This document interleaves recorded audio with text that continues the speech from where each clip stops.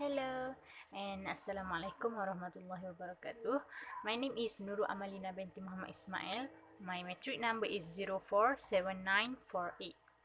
So now I will present about the test 2, which is under the question 1, which is the obligations and the challenges of the government to protect the rights of internally displaced persons, IDPs. So, before we go further, we need to know what actually the IDPs or internally displaced persons. So, for the IDPs, according to the guiding principles of internal displacements, means that the IDP are the group or persons who have been forced or obliged to leave or flee from their own place of habitual residence or their homes. For instance, the violations of human rights or natural or human-made disaster, effect from armed conflict, and the situation of generalized violence. So they had been forced to migrate to other place but not cross an internationally recognized border because of they want to have the protections and prevent from the violence.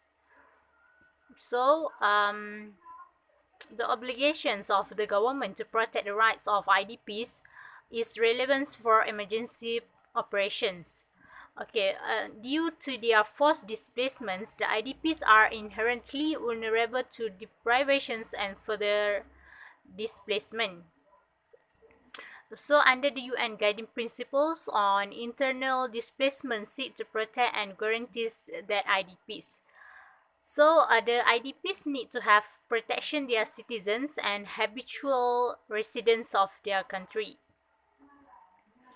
The government need to oblige on the protection the rights of the internally displaced person to seek safety, to retain the right to seek asylum, and to be protected against the principles of non-refoulement. So the obligations of government is the relevance for emergency response.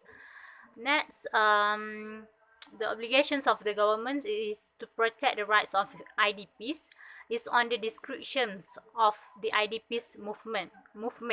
This means that the IDPs have two elements in IDPs definition, which is the movement is involuntary and take place within the national border, and the IDPs is a specific group that had been displaced because their routes of migration have been blocked by the conflict, insecurity, and landmines. Furthermore, the challenges of the governments to protect the rights of IDPs is about a crucial element of sovereignty. This means that the role of government in manage the IDPs and protect the rights towards them is also disturb the sovereignty of that state. So, to simplify that the challenges of the government in order to protect the right of IDPs is to preserve the crucial elements of sovereignty in that state.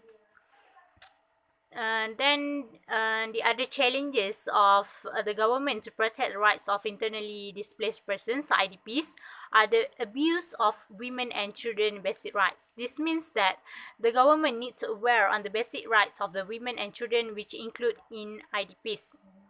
Not only the refugees have a lot of persecutions and violence, but the IDPs are tending to remain close and become trapped in zone of conflict.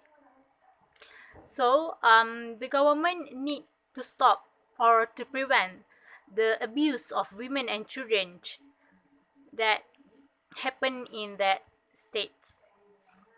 So, to conclude that the IDPs need to have the protections from the government, which the IDPs are basically the body of someone who is forced to flee from their home but remains within their country's border.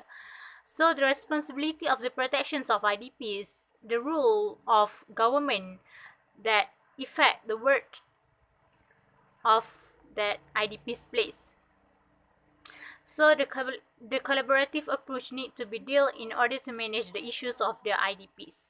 So that's all from me about the IDPs and the challenges and the obligations of the government in protections the IDPs. That's all from me. Thank you.